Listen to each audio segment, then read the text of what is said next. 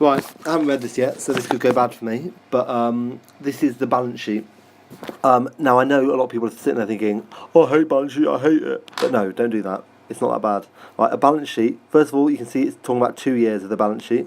So 2002 and 2003. Don't get confused. This is 2003 in that box and 2002 in that box. Always look out for it. Right, a balance sheet shows the firm's assets plus their liabilities. Now, before I explain what the answers are, I'm just going to say a few things very quickly. Remember, fixed assets, these are assets that they're not very easy to turn to quick cash, and you're likely to have them for more than a year. Right, current assets are things that can quite quickly turn to cash, and you might have them for, less than a year. Okay, current liabilities are things you have to pay off within the year. And finally, long-term liabilities are things that you have to pay off in a long time, so it'll be a long way before you have to pay them off. So for example, down here it says give one example of a fixed asset, and that would always be one example of a fixed asset. You can always just say factory. So that's something you own that you don't expect to sell off within a year. Machinery would do as well here. I can't spell machinery, but you get the idea. Okay, right, now I'm going to say this, I'm going to say it quickly, and you just got to accept it. The balance sheet always is divided at this point, right? And it's called a balance sheet because this number always equals this number, and they always balance. Now, you have to know nothing about this bottom half of it in your exam board anymore. There's nothing there. I don't know why they even have it there. But just to know that that number there will always equal that number. It might help you later on. Okay, it says current assets include stock. Suggests two types of stock this company might hold. Now, I looked at this, and it's a bit of a stupid one, like this Arga group might hold. So there's two types of stock. One type of stock is materials. So they might have materials which they haven't actually done anything with yet. So for example, if it's Arga, they make, what do they make? Oh yeah, kitchens and stuff. So it might just be the kind of materials to make the product.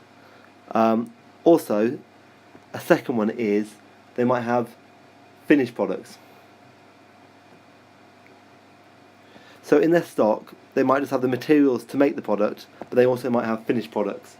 So if you say those two things, you're always good to get the marks. Okay. A third one you say the materials at the beginning, unfinished you can put, and then you can also put finished. Now I know that seems stupid, but that's what you can say. Okay. It says complete the shaded areas in the balance sheet above. So I'm going to go back to the balance sheet. Oh god, that's annoying. I'm going to delete that while I do it. Okay, so right, we've got to try and fill in these gaps very easily. Whenever you're struggling, try and work out what's going on the other side. Like on this side, if you add up all those numbers, they make 224. So what do you reckon you've got to do on this side? You just got to add up those three numbers.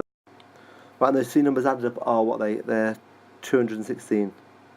That seems fairly easy. Right, the next number, net current assets. Now, net current assets is your current assets take away your current liabilities. Now, you can see here that in this one it's 216, take away 102 equals 114. So in this one, it's going to be 224, take away 120, which means you're left with 104. Right, and then this last one, always look on what's happening on the other side to try and help you out. So if you were to add those two numbers together, all those three numbers together, they make 272. So it seems to make sense if you add those two numbers together, 92 and 52. What's missing to try and get to 282? And the amount is 38. So if you try that, 152 plus 92 plus 38 equals 282. With those ones, if you really hate maths, the worst case scenario is you're going to lose a couple of marks, but they're normally absolute common sense, and the answer should be really easy to find.